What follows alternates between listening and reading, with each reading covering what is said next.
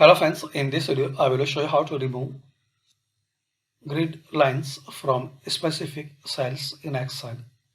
So very simple and easy way. Just select area from where you want to hide or remove these grid lines. For example, if you want to remove from these, so select it and click here and select this white color.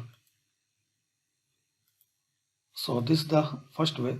Another way, and if you want to remove grid lines from all page, so click on view and deselect this box grid lines like this. So this way you can remove from all page in Excel.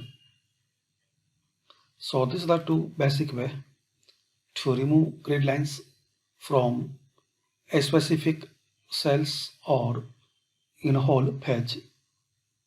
Thanks for watching. Please comment this video useful for you or not.